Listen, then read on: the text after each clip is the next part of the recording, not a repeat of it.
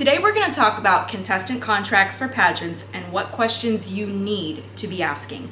My name is Dani Walker. Thank you for clicking on this episode. I hope that you enjoy it and that you choose to subscribe to the channel and share it with a friend, or check out memberships for exclusive episodes and early access to episodes. Please stick around till the end of the episode because I am going to share a list of questions that I think everyone should be asking. These are questions that you as a title holder need to take ownership of. You need to read your contracts. You need to ask great questions. At the end of the day, when a pageant director or organizer hands you a contract, it's not their responsibility to read it. They already created it. It's your responsibility to read it and to ask the right questions. This is an episode that I probably should have done a long time ago, but better late than never.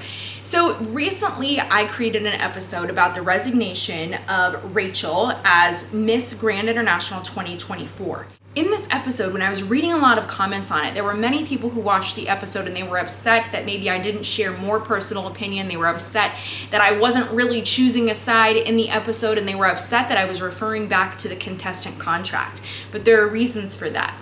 So the contestant contracts, they matter, and they are very, very relevant in the case of a resignation. This is something we have to talk about, and this episode is mainly for my pageant contestants. Now, I know that many of you are confused also why I didn't immediately rush to Rachel's side in this scenario when I created so many episodes about Noelia and Uma Sophia. And let me clarify, the two different resignations are separate because prior to the resignation of Noelia and Uma Sophia, I saw text messages and emails, and I received multiple firsthand accounts of people who were sharing the same story after they had worked with Layla Rose. So prior to coming out with my episodes, I had a lot of information. Now, in this case, I was just surprised, as all of you, when I woke up one day and saw that there was a resignation.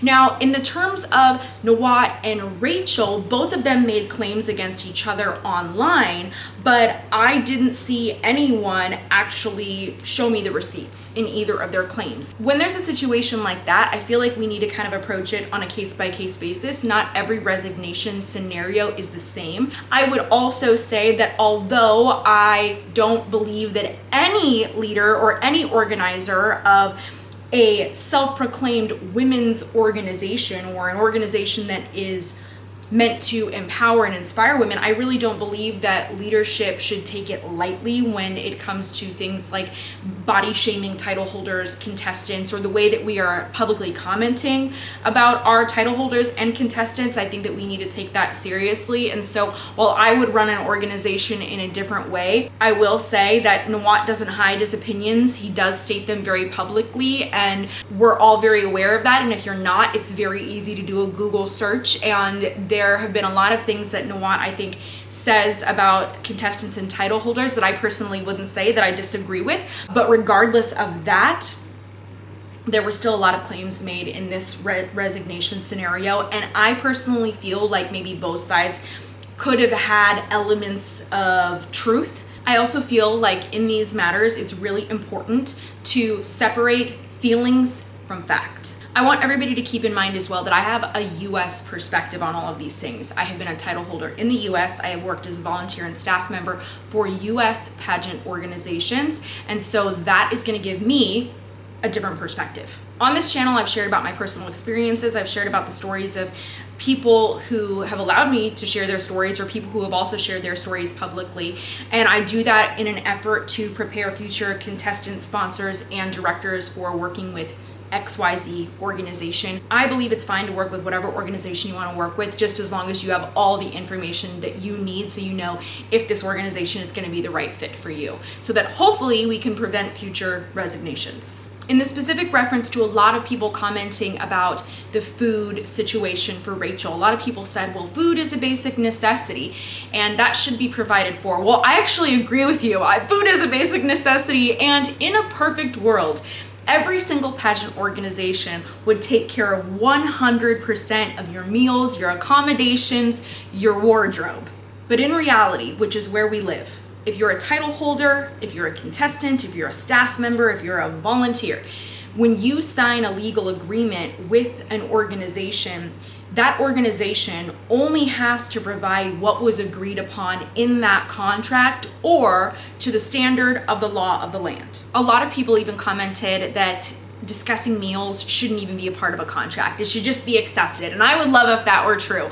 But I have worked in pageantry since 2004, and I will tell you that meals, travel accommodations, wardrobe, all these different things, that these are things that I've always discussed with directors or with employers in the pageant industry, because the fact is that according to the specific laws in the country or the states that you're representing, they might not have to legally provide those things for you. So if you want to make sure that those things are provided, then you need to have that conversation. And let me tell you something, I am a girl who loves to eat. And so whenever I sign up for something or whenever I'm working with a pageant organization, that's one of my first questions.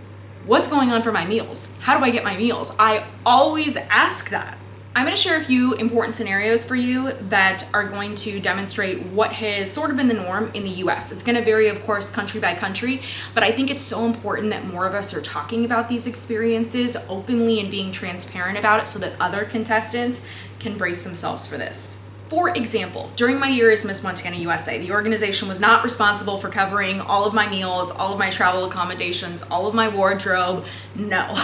Luckily, you get a little bit of help from sponsors, but it still cost me $20,000 to prep for Miss USA, and you can check out my whole episode about that. For an example, when I was giving up my title, so when I returned to the state pageant, generally speaking, yes, meals were provided in that scenario. Now, these weren't personalized meals for me. I didn't get to just, go to a restaurant and order whatever I wanted. These are typically group meals.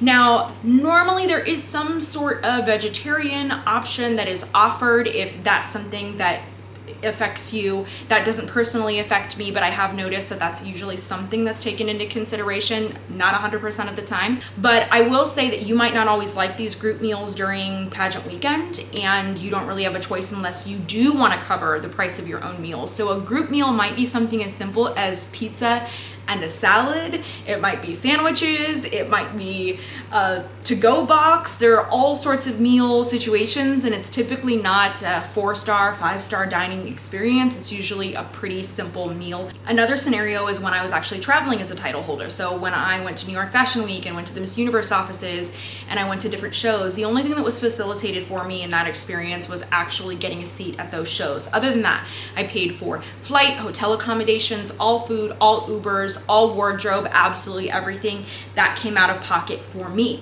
There was another case where I did an appearance in Virginia Beach, and in that specific scenario, that event was a coordination between the USO and Sherry Hill. For that one, I lucked out a little bit. I did have to pay for my flight, but the USO did cover any of the title holders who were attending. They did cover our hotel, and we were allowed to order breakfast from the hotel.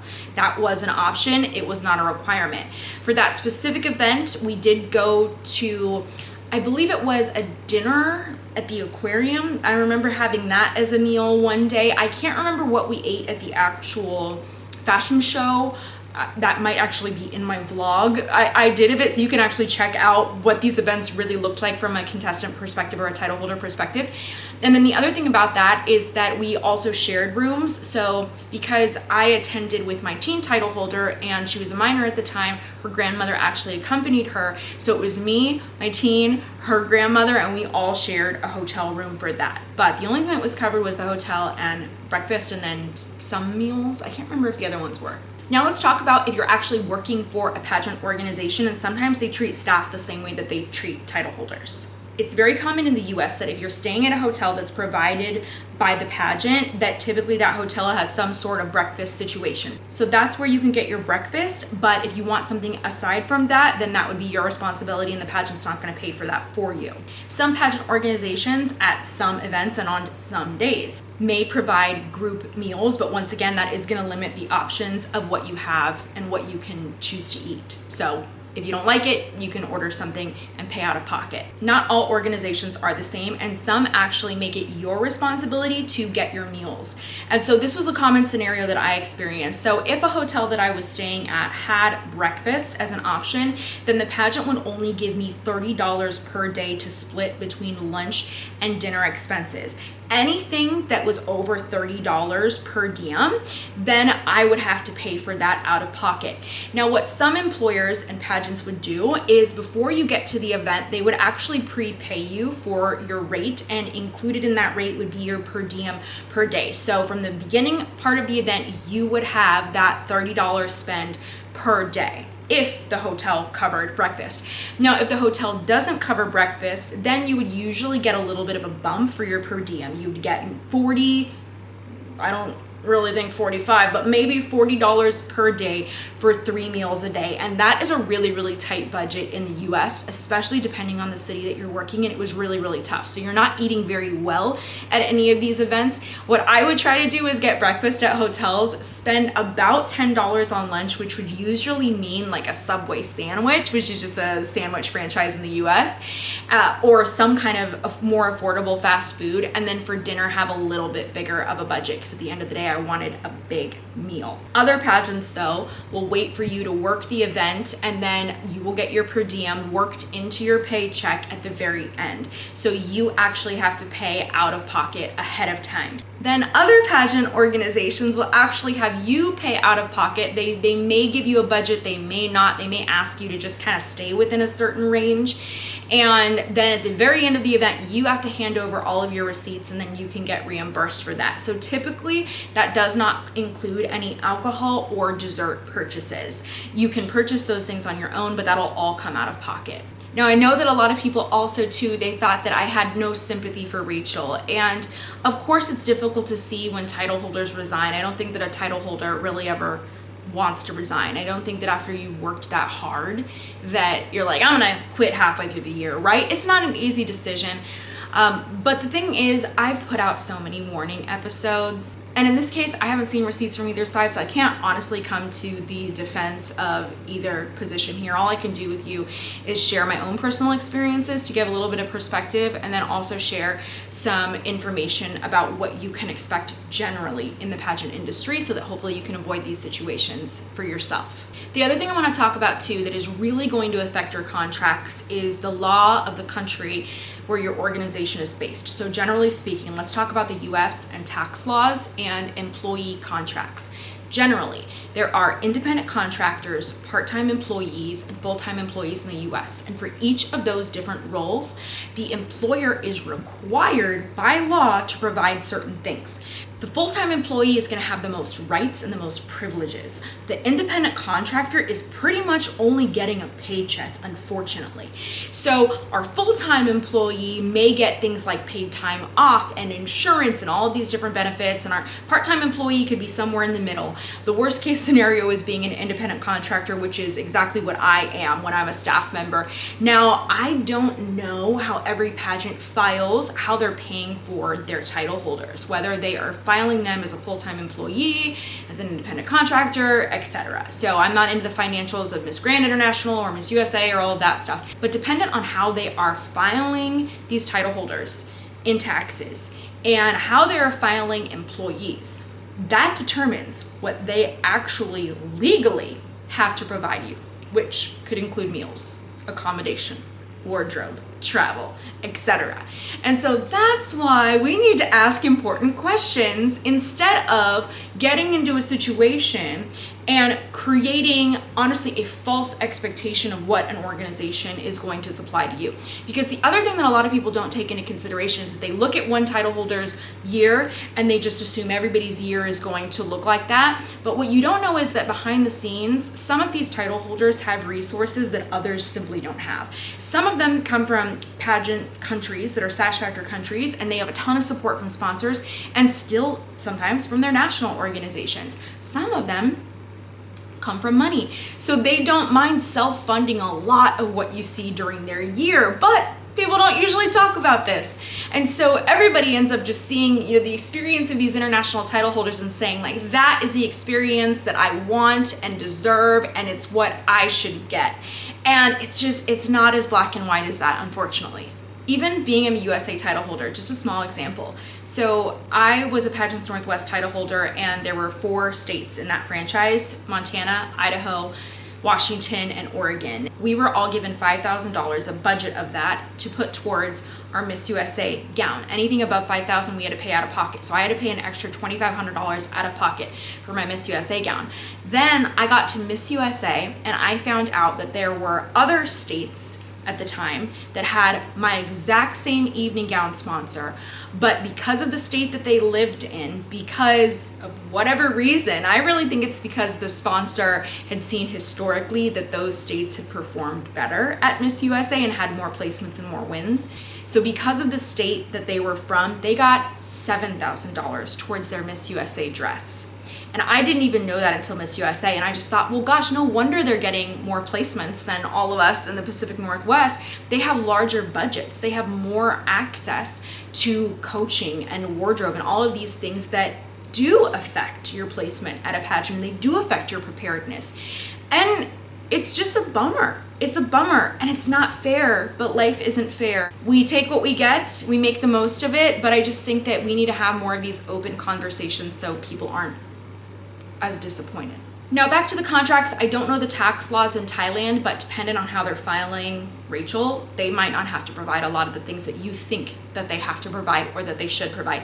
Having to provide something legally is different than something that you should provide. Now let's talk about the questions that you should be asking prior to entering a competition so that you're not getting yourself into a situation that you don't want to be in. I'm not going to read off all of these questions. I'm going to read off just a few of them, but I'm going to put them on the screen, so get ready to screenshot them. Are there mandatory events, appearances, or travel commitments during my year of reign?